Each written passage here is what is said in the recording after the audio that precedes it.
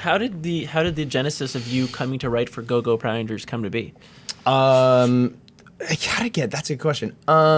It's weird. Like I started writing in like film and television for a while, and through just sort of a weird connections and people who knew things and like people I'd met from college, I ended up sort of working my way into comic books. I didn't intend to. I wanted to do comics. That's where I went to art school for first. Was I wanted to draw comic books. Yeah. No way. Oh yeah. I went to Reno for 2 years, like doing digital media and drawing, thinking I'm gonna draw comic books, and then slowly realized that I am not good enough to draw comic books. But thankfully learned with enough time to change majors and get my parents very mad at wasting all their money.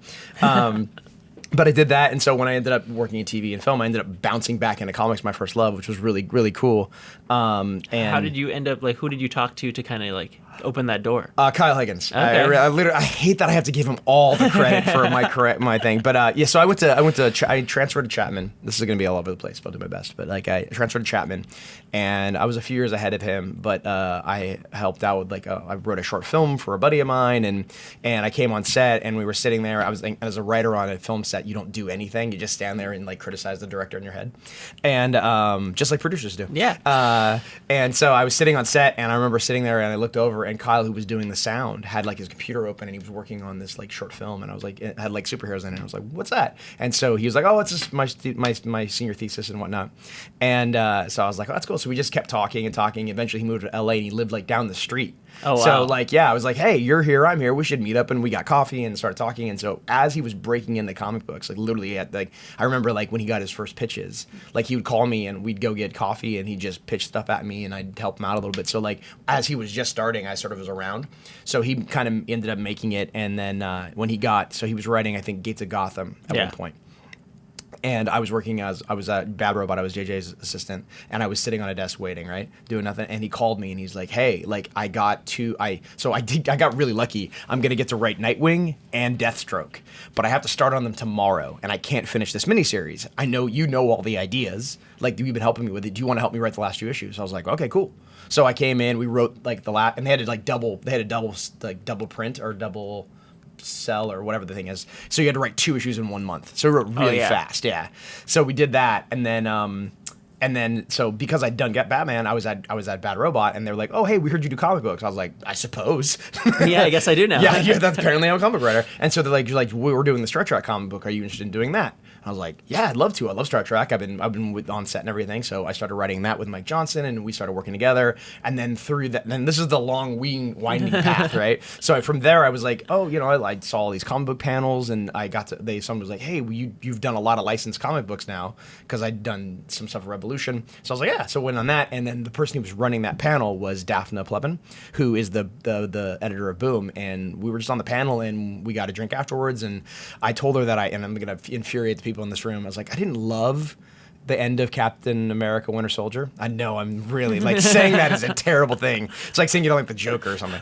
But like I didn't love the ending of that movie, and she was like, "Oh God, what's wrong with you?" And so she read me the riot act of the third act of that movie and changed my entire opinion and opened up new ideas for me and everything. But because of that, when she started doing, when she knew she wanted to do another Power Ranger book, she was like, "Hey, we got along really well. Are you interested?" And she started pitching me kind of the idea, and I got that job, not knowing. And Kyle, I didn't even know that. Like, I didn't really know Kyle was working on the book at that point. It was really weird That's how so it all lined funny. up. And yeah, so now I'm writing. Now I'm back to writing, to standing in Kyle's shadow and writing with him. It's been fun. So. Yeah, you're not. I don't think it's that. You guys are working on 2 different books No, at the same I know, time, I and know. it's like you guys are writing. You're writing like in a way a precursor to his run, because it was the first like iteration before Tommy kind of joins the team. Yeah, totally. Yeah, I mean they're very different books in tone and style and pace and all that stuff. His book is a lot quicker paced, I think.